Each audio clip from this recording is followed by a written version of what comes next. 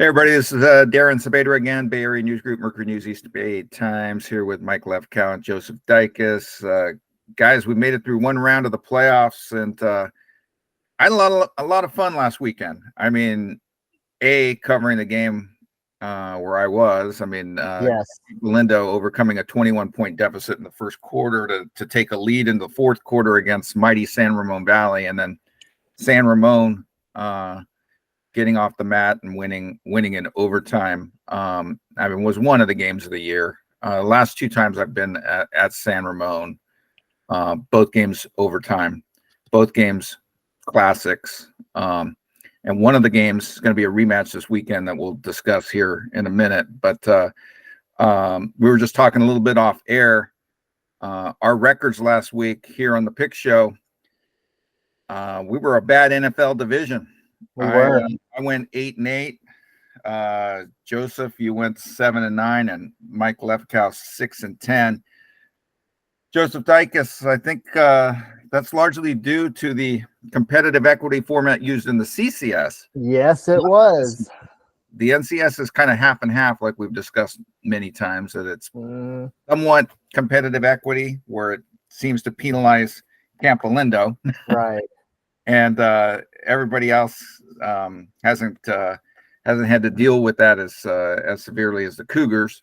But in the CCS, it is a straight competitive equity format. And if you take away the top team, which, you know, Serra has separated itself from pretty much everybody else, you see what we got last weekend. Yeah. Is that right, Joseph? Yeah, I mean, I think one of our items when we did the storylines for CCS, we had one called Unlucky Eights, and we put Christopher as an unlucky 8. Oh man, you know, I'm sure they wish that they were the number 1 in Division 3 instead of the number 8 in Division 2.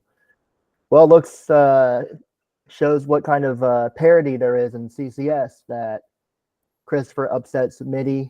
I mean, Sacred Heart Prep loses. They were a 3 seed. It just seemed like every time I looked at the scoreboard that Mike Lefkow was updating, it was another CCS higher seed was falling to a lower seed.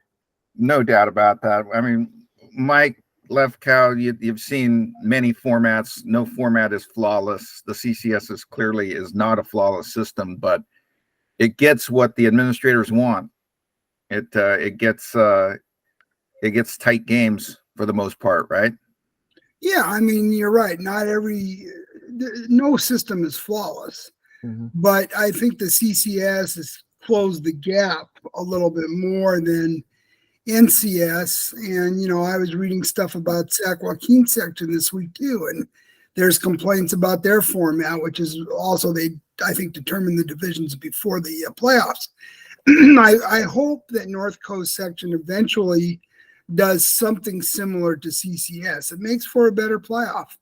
You don't have these 48-0 games, and you have upsets. I mean, I wasn't totally surprised that Sacred Heart Prep lost. Oh, against Monterey? Correct. Yeah, Monterey's had a great program for years. I mean, this is not something new with Monterey. But, yeah, Christopher over Midi, not too many people anticipated that one. No, but I mean, we've been waiting for Christopher to have the breakthrough. I think it was an emotional game for Christopher, given that they lost a heartbreaker the previous week to Live Oak, so they lost their league championship. And then after the game, going into the next week, Darren Yaffe, the coach out there, broke the news to his players that he had broken to his staff before the season. Told them that this is his last season at Christopher after 3 really, really good years there, and 30 years overall coaching football down in the Gilroy area. So he breaks the news to them, and then they're down 9 points after Midi scores with about 5 minutes to go in that game at Foothill College last week in Los Altos Hills, and they get a big kickoff return for a touchdown that injected life into the sideline, and then won dramatically with a touchdown in the final minute and stopped on the last play. So they get to play Menlo School, which beat Live Oak last week by 2 points at the end of the game. So, as Darren told me this week, I mean, he thinks that's a pretty evenly matched game, given that Live Oak and Christopher went down to the wire the previous week, and Menlo and Live Oak went down to the wire this past week. So that's a Saturday afternoon game. But yeah, I agree with you, Mike, that those games in the CCS, I mean, they were really hard to pick last week, and they're hard to pick this week. Yeah, they are. They're really hard to pick, and yeah, you do get the A League teams that are down on the down toward the bottom, of their divisions making the playoffs. I do hear that there's a proposal in the CCS that's going to be presented. I think it's coming out of the PAL to kind of tweak the format a little bit. I know that you've pushed for a 6th division. They do not want to go there. The CCS, the member schools don't want to go. It's not Dave Grissom and those guys who don't want to. They listen to their member schools. They do not want a 6th division, but they're talking about it's going to be presented to CCS about a Division 5 being only for C League teams and B League teams, and Divisions 1 and 2 are open division / Division 1, and then Division 2 being for only A League teams. And then the middle 2 divisions can be A's and B's. So Divisions 3 and 4 would be the teams that finished in the middle of the pack in their league, and then leaving Division 5 for B's and C's. Now that's got to go through all the process of CCS, but it sounds like that's a good alternative to what we're seeing right now, where some of the A League teams are dropping all the way down to Division 5, right, and Division 4, obviously. So, and what do you guys think of that? I think that's a great idea. Yeah, I mean, if they don't want to do a 6th division of just C League teams, I mean, this is if you want Division 5 just to be B and C League teams, to me, that's almost as good. Yep. What do you think, Mike Lefkow? Yeah, I like the idea. I mean, I'm not quite sure why they're so much against the 6th division in CCS, but if they are, so be it. And if they are going to switch to this type of format where C League teams will play in Division 5, then that's fine. I mean, it limits the number of teams to 40, which is well under half of the football teams in the CCS. But that's fine. Maybe they're being a little bit more particular about who goes to the postseason. Yeah, and now does that affect? I guess that would affect it wouldn't be straight points though. By that point, then it would be. Well, it would be once you see them in the Divisions 5, I assume. I mean, I haven't seen the proposal, but I just heard about it, and it sounded interesting to me. But you're still going to have, some of the schools that finish 3 and 7, 4 and 6 in the A League teams. But as we've discussed here, those teams would finish 8 and 2, 9 and 1 in a lower league. Mm-hmm. They're pushed up there because of their results against teams that are in those leagues that are in the lower divisions. So, it's like the soccer leagues. It's, a power structure. You get relegated or you get bumped up. And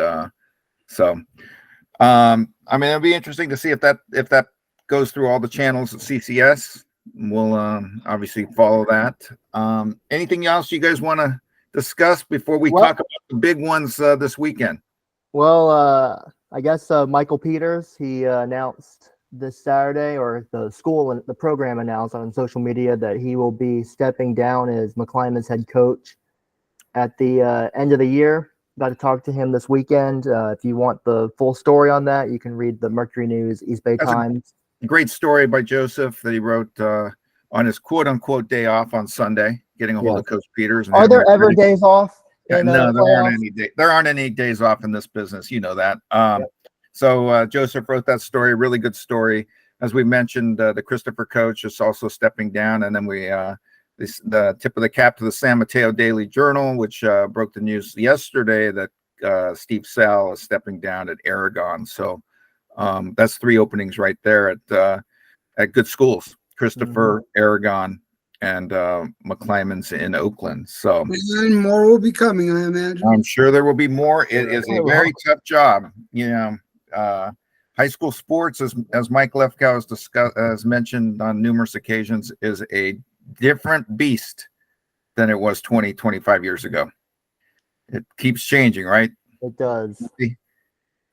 Yeah, it does keep changing, and it depends on your opinion whether it's for the better or for the worse. I mean, I kind of like it in a way, but I understand the pressure on the coaches. And, you know, Mike Peters is, I mean, I've talked to him numerous times, and he's talked about this for several years, just how much more time he wanted to put into it. And now he's finally decided it's time to step down. Yep. Before we get to the picks, let's discuss the two Open Division Championship games this weekend.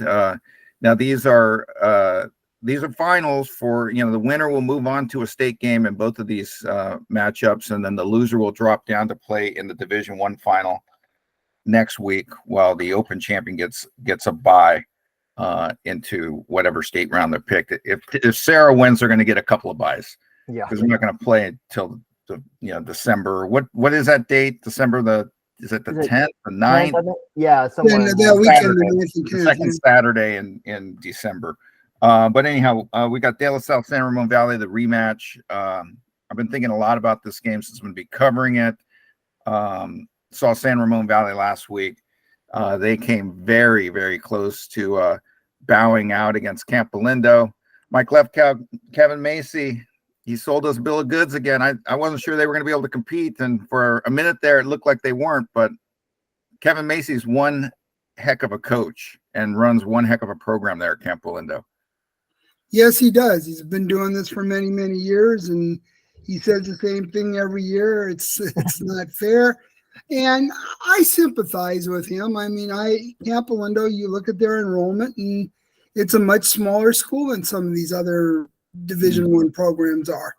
But I don't know. I guess that's the penalty for winning. And he cooked up a strategy. He cooked up a game plan that gave San Ramon Valley a lot of trouble. Do you believe Luke Baker when he said that's a coach just trying to play mind games? Not entirely. I don't know. I mean, I don't think Macy is trying to just play mind games. I think he firmly believes that he's at a disadvantage with a school of about 1,400 students going up against schools that have 3,500 students, 3,000 students. I mean, no, I think he believes what he's saying. What about you, Joseph? I think he believes that he's at a disadvantage. I mean, obviously, I still think he goes into every Friday night thinking his team is going to win at the same time, though. And, I mean, I was following your game through Twitter as you're posting updates, and I saw they went down 21-0. What was 21-0 first quarter? I thought, man, Kevin Macy, he's probably shaking his fist, being like, I told you so. And then it all of a sudden it was like, what, 24-17 going into halftime? I was like, what happened? And then it was 31-31. Oh, Campo's got the ball. And at that moment, all I could think was, man, if Campo pulls this out, what is Kevin going to say now? Playing De La Salle? Playing De La Salle. But beating San Ramon Valley, which obviously San Ramon Valley, hats off to them. They pulled it out, and now we get the rematch that a lot of people wanted. Right. No, it was an incredible night. Credit to Kevin for staying on message afterwards. Still, he's like, we just don't have the size. Could not put any pressure on Luke Baker. So credit to him. I agree with Mike. I mean, I do feel for them. I mean, they are penalizing, that because of the success, but man, as someone who covers this stuff, I don't want to see 48-0. I don't want to see 56-0. And they were in a lower division playing schools of their size. They would just plow. Is that any fun? I mean, I guess it's fun if you're on the winning side. But question, would you want, I mean, think of it this way. Would you want, and no offense to this program, but look at what Marin Catholic does in the lower division. Some of the other programs in that they play, no doubt that they and Marin Catholic's gradually making its way up. Aren't they in Division III now? Yeah, they are in Division III. Yeah. So they're gradually climbing, not at the pace that Kevin's. I'm not sure how that's worked out. I'm sure that the mathematicians out there in the NCS world can tell us how Marin Catholic hasn't kept pace with Campolindo on the ascension towards the Division One, but Campo, I mean, they're just so well coached. I mean, Kevin Macy's a heck of a coach. Let me put it this way. I mean, Marin Catholic has got a heck of a coach too. I mean, yes. And I don't know anything about the coach at Cardinal Newman, but why not take a hard look at how these divisions are set up? What would be wrong with a Division II of Campolindo, Marin Catholic, Cardinal Newman, El Cerrito, maybe a Windsor, schools like this? I mean, that's what I'm getting at. There would be nothing wrong with that. There would be nothing wrong with that. That would be a great division.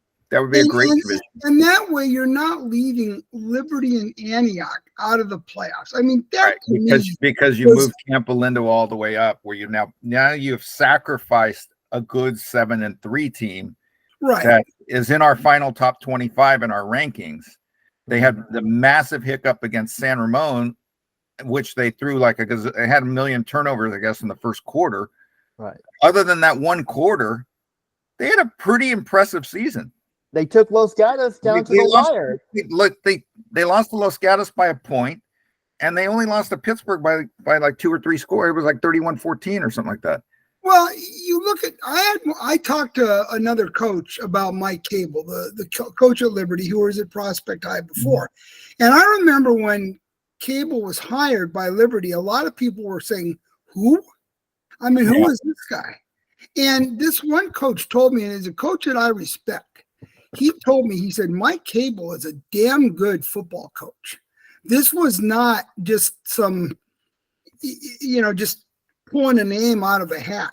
The Liberty administration did their job, and they picked out a very good football coach. Now, he's been there for 2 or 3 years?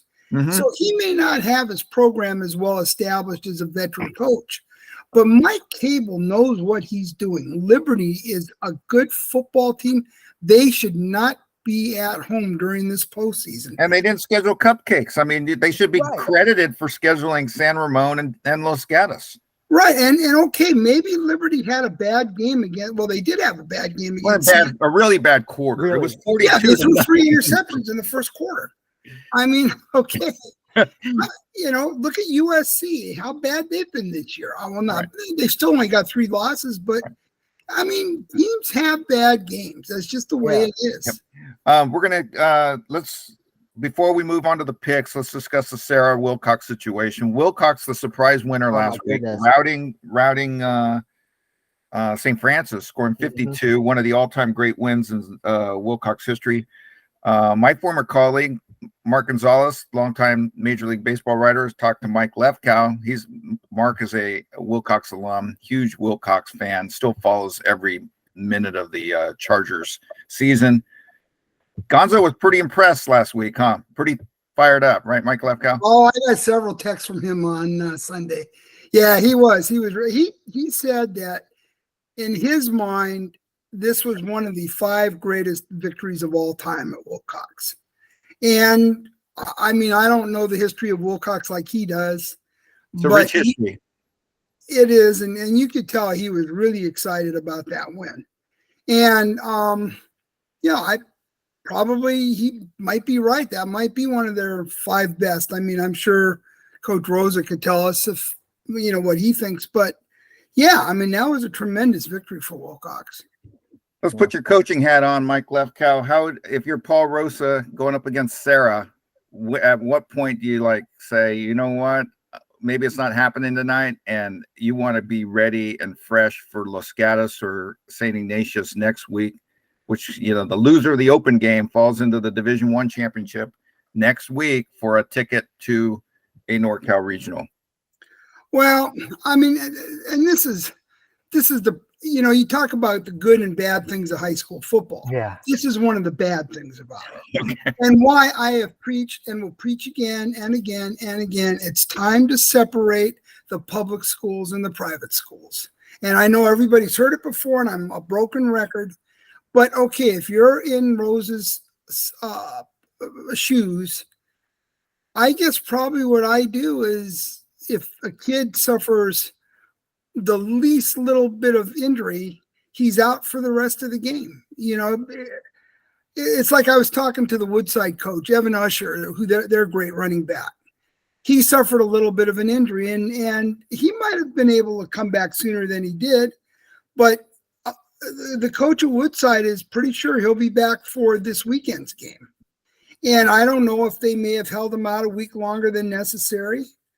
But I know in baseball, a lot of times a guy who comes off the disabled list, they'll bench him for a game or two after he comes out just to make sure he's ready. And we're going down that road. Let me ask you this. Can Wilcox's veer shorten the game and make it competitive in the second half? I was at a Half Moon Bay Serra game a couple of years ago where Half Moon Bay, running that option, held the ball for the entire first quarter and then scored a touchdown on the first play of the second quarter. Serra did not touch the ball in the first quarter. There was like 2 or 3 yards of play, going for it on fourth down, and just marching the length of the field.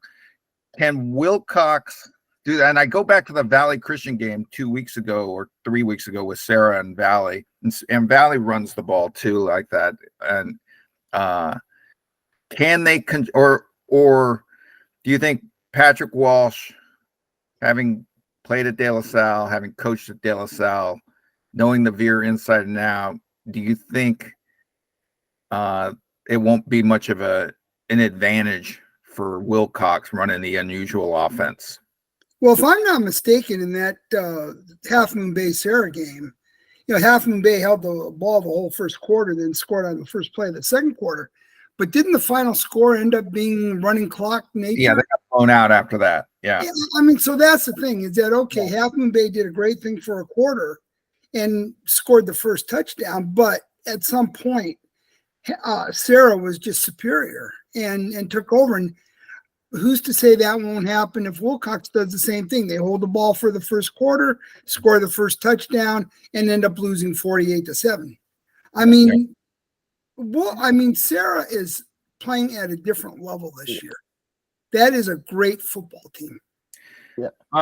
Joseph, what do you think of Serra? I mean, everybody's going to ask, have they closed the gap between the big boys in Southern California? I don't know if I don't know how much. I don't know if it's enough to be competitive or not. I think they will compete down there, but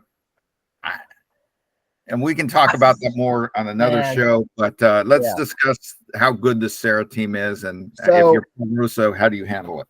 So if I'm Rosa, I think the worst case scenario if you're Wilcox is that you're competitive enough for like let's say a half, right, or into the third quarter, and then you get blown out.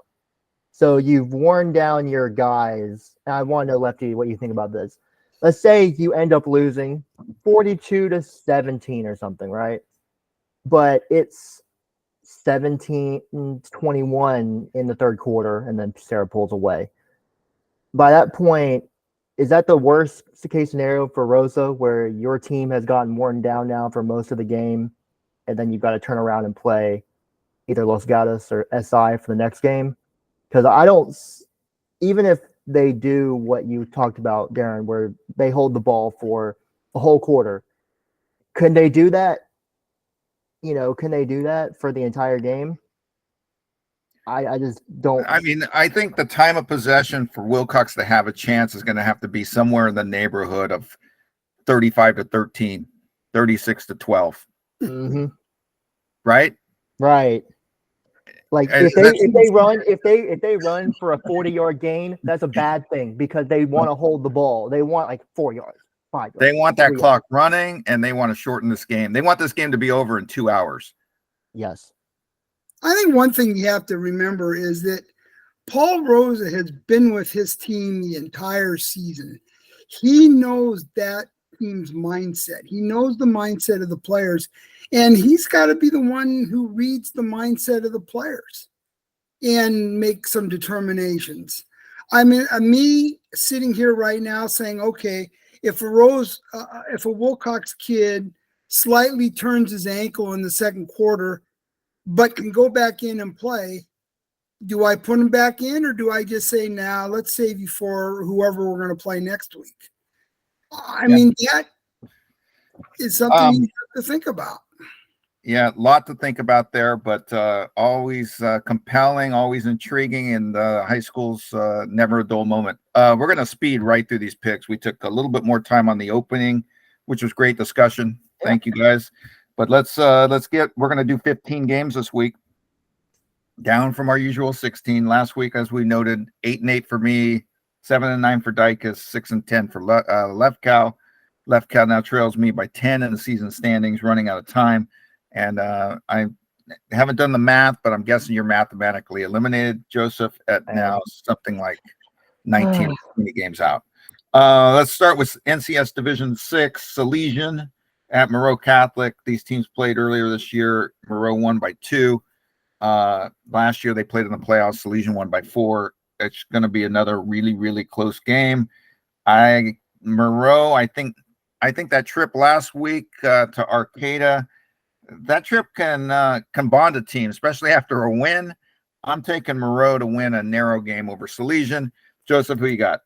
Moreau Catholic Twitter account, whoever runs it, you can quote me on this. I think Salesian wins. Ooh, okay. Mike Lefkow. I think Salesian's going to win a close game. I could see it being another 2 to 4 point game, but I think Salesian pulls this one out. All right, I'm the only one taking Moreau. The CalPreps computer has Salesian winning 22-21. NCSD 5, 4-seeded Alhambra traveling to Orinda to take on the top-seeded Mats of Miramonte. I got Miramonte winning. The computer has Miramonte winning 34-21. Mike Lefkow, who you got? I'm going to go with Miramonte, but I think it might be a little closer than 34-21. Okay. I agree. Miramonte wins a close one. I also picked them to win Division 5, so got to keep rolling with the Mats. And here is another game in which the NCS needs a little competitive equity, where Vallejo, the 3-seed, traveling to number 2-seed Acalanes. The computer has this game being 48-7. Acalanes. I mean, I'm taking Acalanes. Shouldn't have that in a semifinal. There should not be a 41-point difference by the computer, but that's where it is. Joseph, who you got? I'm taking Acalanes too, but at the same time, I think Vallejo can put up some points, so might be a little bit closer. All right, Mike Lefkow. Well, it's closer than the first game was 50-0. So the computer thinks it'll be a little closer this time. Yeah. Improvement. What's that? Improvement by Vallejo. No, I'm picking Acalanes, but they're very similar. Their programs. They Coach Burns said he mentors the Vallejo coach. They're good friends, and he mentors them, so they know each other very well. This next one, this is quite a matchup in Division 3. NCS semifinal is going to take place in Walnut Creek at Las Lomas High, where the Knights will be taking on Cardinal Newman. Both teams coming in at 10-1. Is that right? Yeah, both 10-1. Wow. First meeting between these schools in the Max Preps era. At least that's my quick research coming into the show. That's what I found. Went back and forth, but I'm taking the Knights, the home team, to pull out a nail biter. This one might even go overtime. Mike Lefkow, who you got? I'm going to go with Cardinal Newman. I think they're probably a little bit too deep in experience for Las Lomas. Joseph. I'm taking Las Lomas. They're playing. If Cardinal Newman was playing at home, I'd take them. But I've seen Las Lomas this year, and they are very, very, very well coached. They beat Campo. They beat Campo, and they were tied with Acalanes in the fourth quarter. Oh no, but don't get me wrong. Las Lomas is very well coached, but I think this Cardinal Newman team might just be a little too deep, a little too experienced. Computer has Cardinal Newman winning 28-24. Next game on the list is Heritage. They pulled off an upset last week, winning on the road over Redwood. The Patriots are going to be traveling to play El Cerrito. I got El Cerrito winning this game. Mike Lefkow, who you got? Yeah, I'm going to go with El Cerrito, although I don't think Heritage did that game last week. I'm not sure that was an upset. Okay. Joseph. I'm picking El Cerrito. I got to ask you guys, do you think it's going to be a running clock? Ooh. No. No, I don't think it will. I think it's going to be something like 42-14, 42-17. Yeah, I think El Cerrito wins comfortably, but not a running clock. Okay, we're going to move on to the CCS Division 5, where Leland at 4-7 will be playing 10-1 South San Francisco Division 5 game. I'm taking the home team in this game. I'm going to go South San Francisco. Joseph, who you got? Yeah, I'm taking South San Francisco too. Mike Lefkow? I'm going to go with South City. I think they've played very well this year. And the computer disagrees, going with Leland 21-14.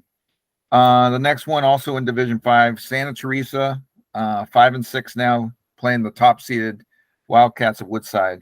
But they are 7-4. I got Woodside winning. Joseph, who you got? Went back and forth on this one. I've got Santa Teresa. All right. Mike Lefkow. I'm going to go with Woodside.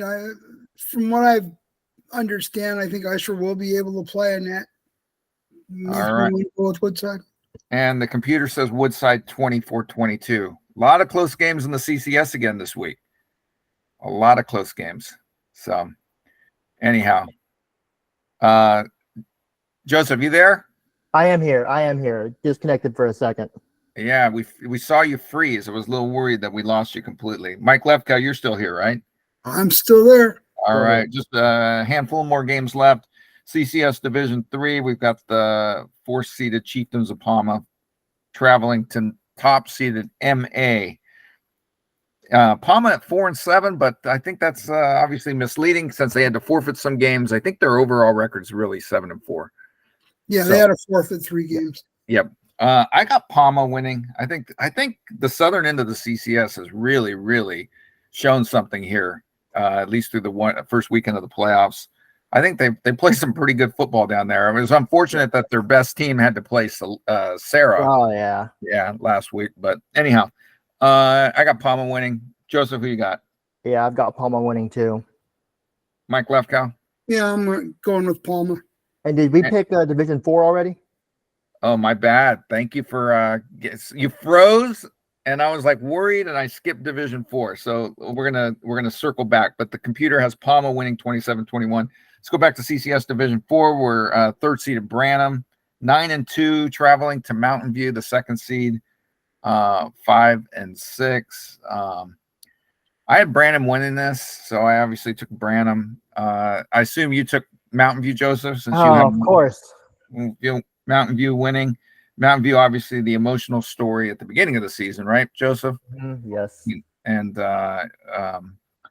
now still playing here in the middle of November. So, Mike Lefkow, who you got? Yeah, I got Mountain View. I think they're playing pretty well right now. All right. Next game on the list, also in Division 4, we're 5th-seeded Lee, coming off a narrow win on the road against North Salinas last week.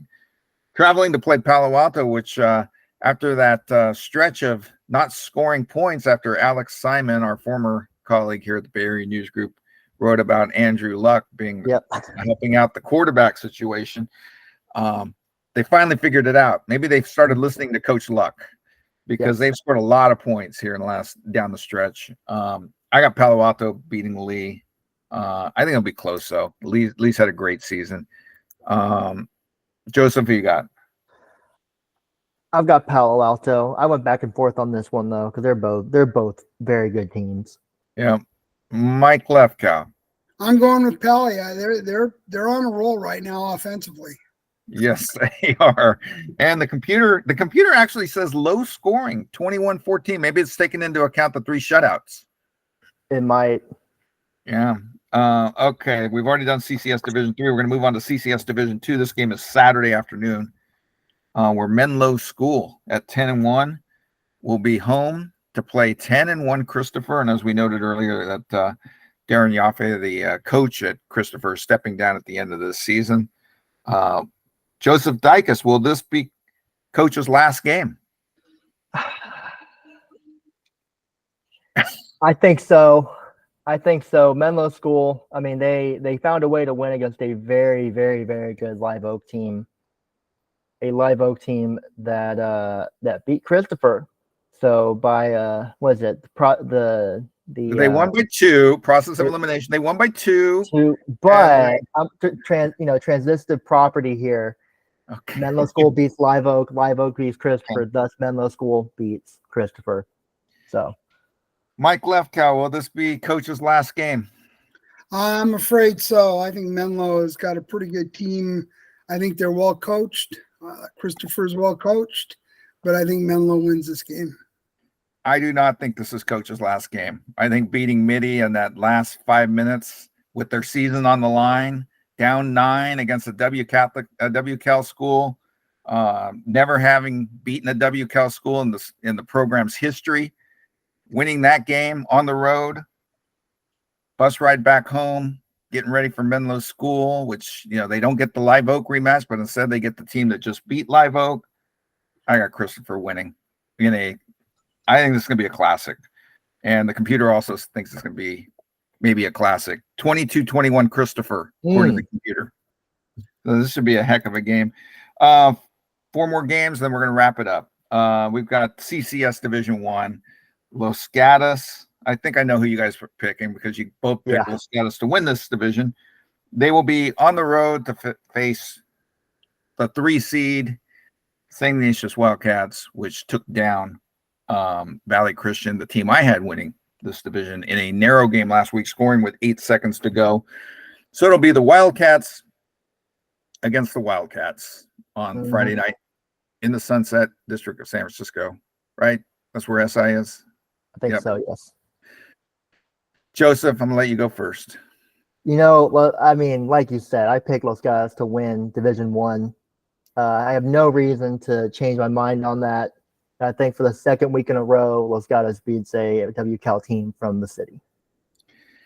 Mike Lefkow. Yeah, I'm sticking with Gatos. I picked them to win the division, so. I've got Los Gatos winning too. I had Valley winning, but they're not in this game. I think Los Gatos has a special thing going on this season. Got the win on the road over Wilcox, beat a good Reardon team last week. So we got the Cats winning on the road to make it to the Division 1 championship for a probable, I would assume, right? Is that fair to say? Probable rematch with Wilcox for the I think Division 1 champion. I think probable is not a strong enough word. Oh, Mike Lefkow, is that strong enough? I think it's strong enough, yeah. All right. 3 more games on the list. They're all really we got Cal, the game that you're going to beat. California hitting the road to play Pittsburgh. California almost beat Pittsburgh at Pirate Stadium earlier in the season. They get the rematch with the Pirates, who are 11-0 under Charlie Ramirez. Charlie is having one heck of a first season as the head coach of his alma mater, isn't he? Yes, he is. I mean, He's done a great job. I really liked that team when I saw them. I mean, they were good, very good. But you've seen California, Joseph, and you think they're I've seen very California good. 3 times now. This is I think it's number 4th time I'll see them this year. Wow. And what do you think? Do they have a shot? I mean, they came back from down 17-3 in the second quarter. And I'm talking Clayton Valley scored 2 touchdowns in the span of about 45 seconds. Kickoff return, interception, and then a 60-yard pass play. I thought California was down and out for the count. And they just got right back up. And I think that showed their resolve. And so, I mean, I'm mathematically eliminated from winning this competition, so I can make this pick, and it doesn't really matter. I think California is going to win. Wow. I think they should have probably won the game in the regular season. I think they win on Friday night. Wow. Okay. Mike, what do you think of that? Well, I mean, Pittsburgh's got to lose at some point, I would imagine. So why not that game? I'm going to go with Pitt. I think it's going to be another close game, but I think Pitt is just so talented. That's the thing. I mean, California's got a lot of good players. They have a great coach, but Pittsburgh is just, I mean, you look at that roster and you just say, oh my. I got Pittsburgh winning too. Computer says 34-21. I could see something. I could see like 34-24, 34-25, somewhere around there. But I think Pittsburgh will go to 12-0 and win. 2 more games on the list. These are both championship games.